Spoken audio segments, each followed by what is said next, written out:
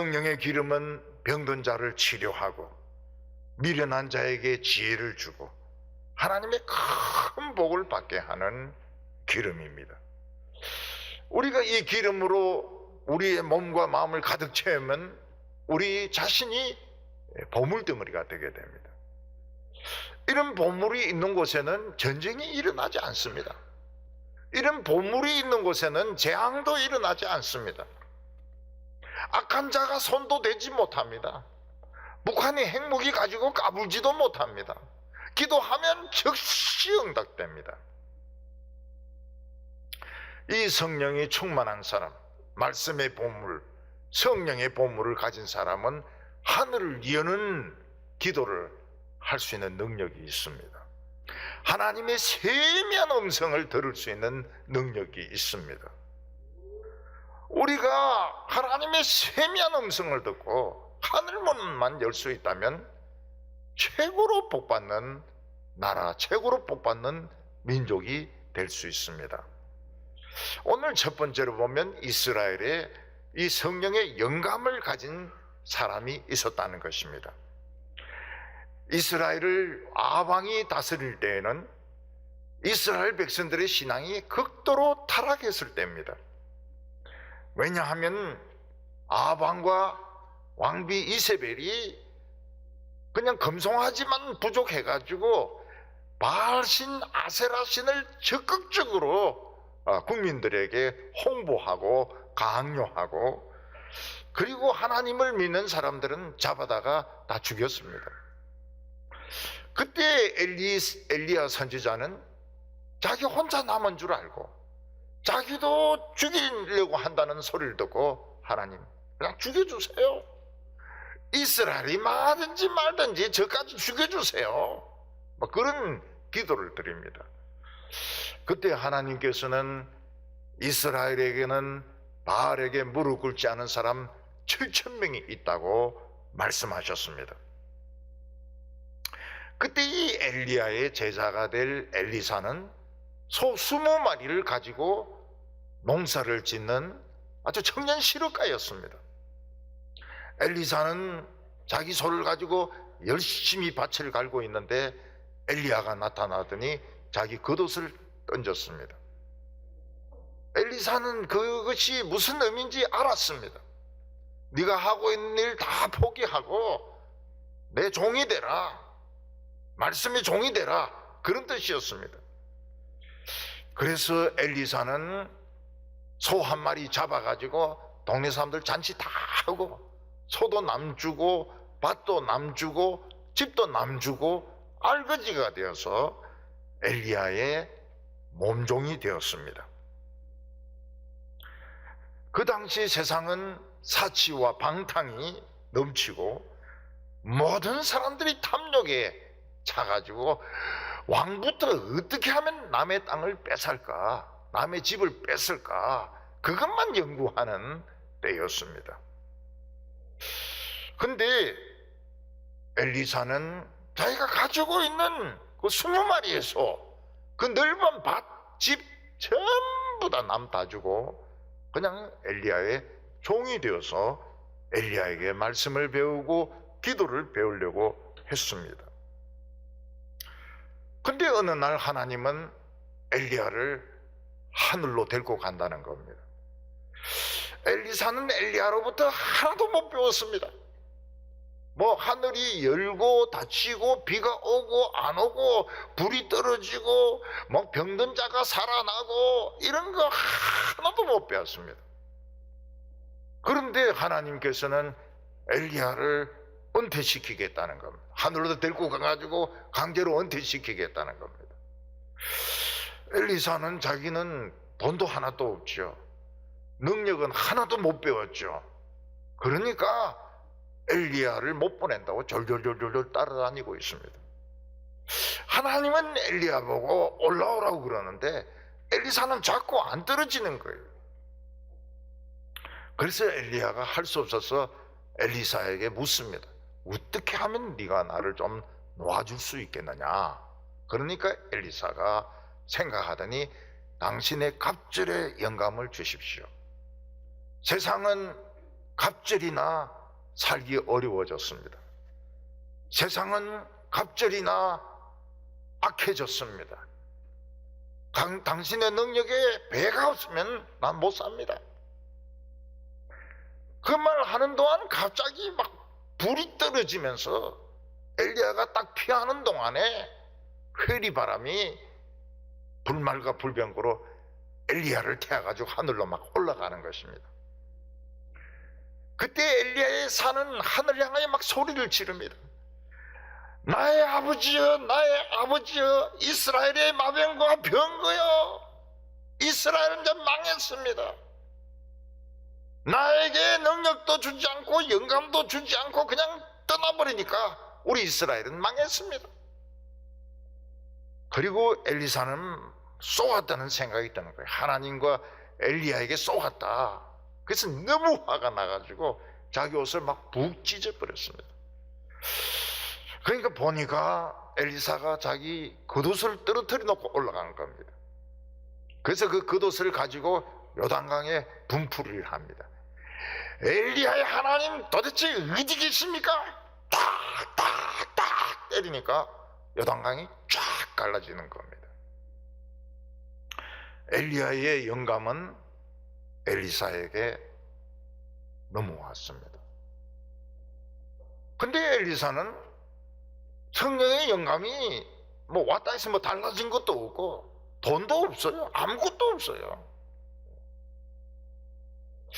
하나님의 영감은 돈 버는데 도움이 안 되는 겁니다. 공부 성적 올리는데 도움이 안 되는 거예요. 엘리사는 돈이 하나도 없습니다. 양식 살 돈도 없습니다. 그때는 하나님을 믿는 사람을 공격하는 사람도 많은데 그런 사람들과 싸울 수 있는 힘도 없었습니다. 근데 엘리사에게 이상한 정세가 생기기 시작했습니다. 그게 뭔가 하면 하나님이 말씀하시는 것처럼 자꾸 무슨 생각이 나는 겁니다. 그게 이제 영감입니다. 인스피레이션, 영감입니다. 기도해도 생기고 기도 안 할 때도 생겼습니다. 자꾸 무슨 지혜가 생기는데 엉뚱한 지혜였습니다. 엘리사는 제자들이 막 늘어나니까 집에서 제자들을 가르칠 수가 없었습니다. 그러니까 한 제자가 요단강가에 나무가 많은데 그 나무 비워가지고 통나무집을 만들어서 거기서 성경 공부를 배웠으면 좋겠습니다. 그래서 좋다고 그랬는데 제자들이 얼마나 가난한가 하면 도끼도 하나 없어요. 그래서 도끼를 빌려와가지고 도끼질을 하는데 도끼질조차도 못하는 겁니다. 물에 빠뜨려 버렸어요. 깊은 요단강 물에 빠뜨려 버렸습니다. 제자들 중에서 해군 UDT 출신이 있다 그러면은 잠수를 해가지고 도끼를 건져 왔겠지만 헤엄도 못 쳐요. 잠수도 못 해요. 제주가 진짜 무제주입니다. 네. 그리고 그때 요단강은 깊었고 차가웠습니다. 대책이 없어요. 빌려온 도끼를 돌려줘야 되는데 도끼질조차도 제대로 못하고 제자나 선생이나 똑같은 거예요. 돈도 없고 도끼를 물려줄 돈도 없고 그렇다 해서 도끼를 잠수해 가서 끄집어 올 만한 그런 수영 실력이 있는 것도 아니고. 그때 엘리사의 머리에 자꾸 하나님 무슨 말씀을 하시는 겁니다. 저 나무 가지를 꺾어서 물 위에 이렇게 던지라고. 말도 안 되는 소리죠.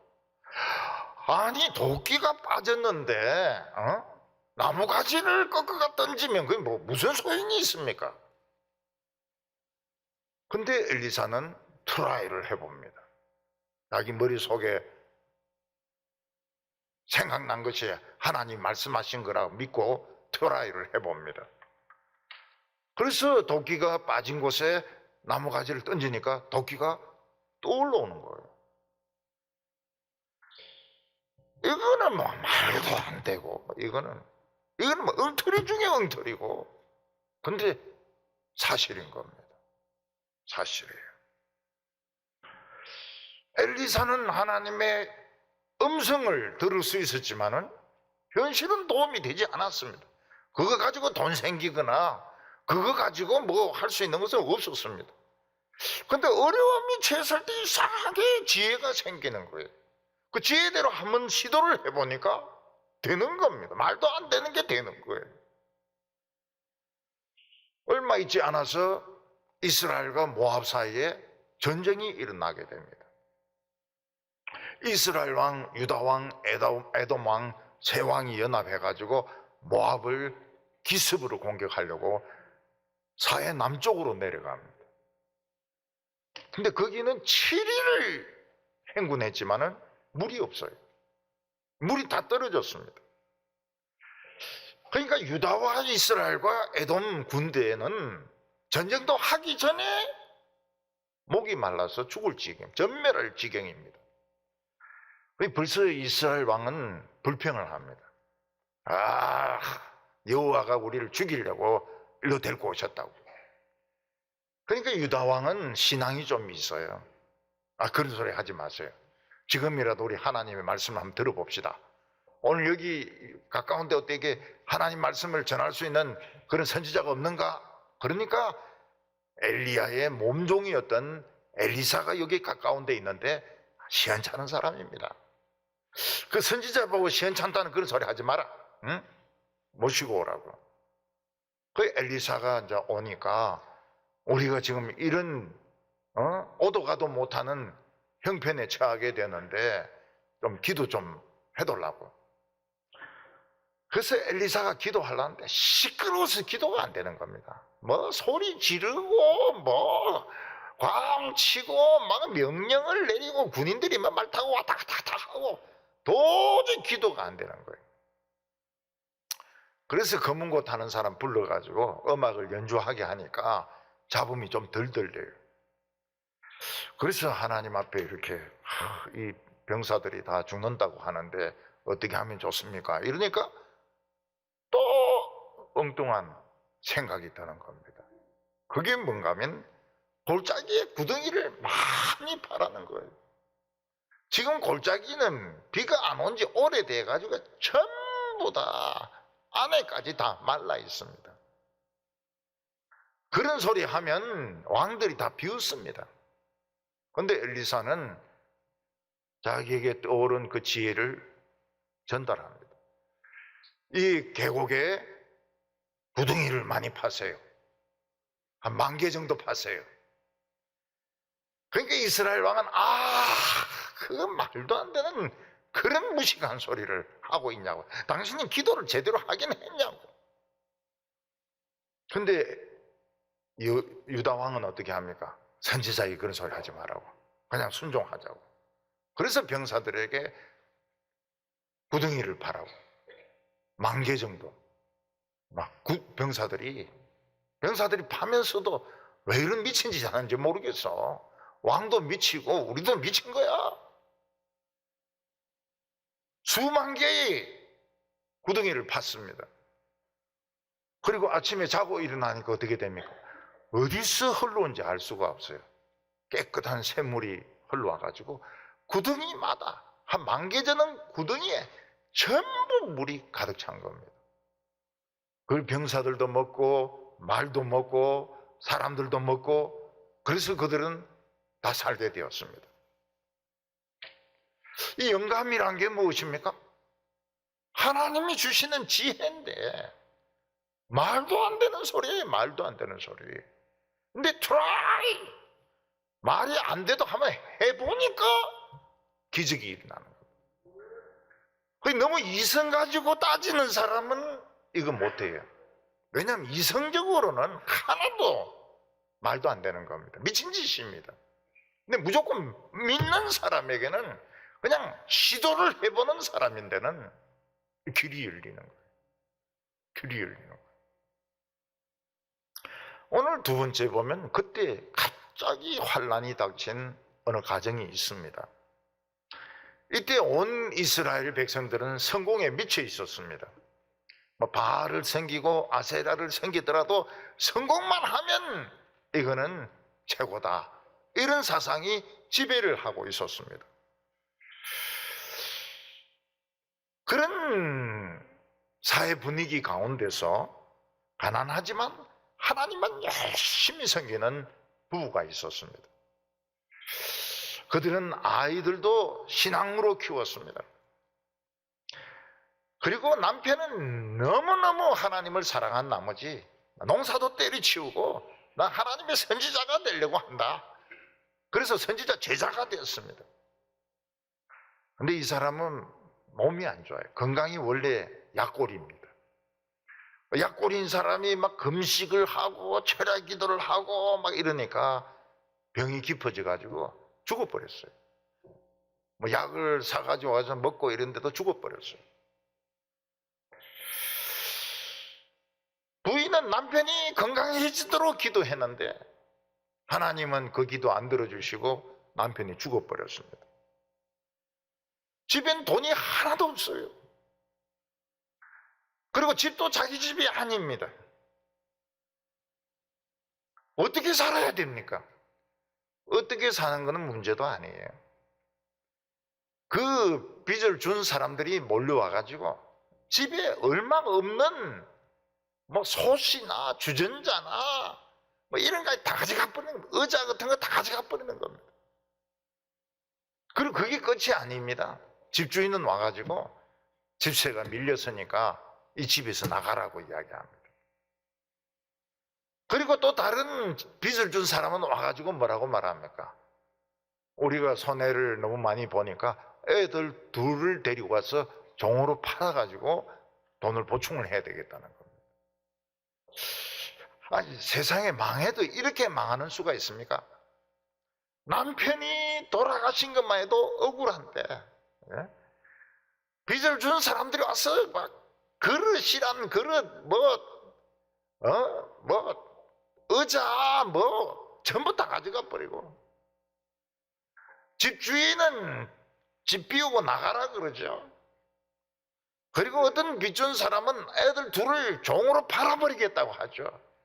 세상에 이런 어려움이 어디에 있습니까?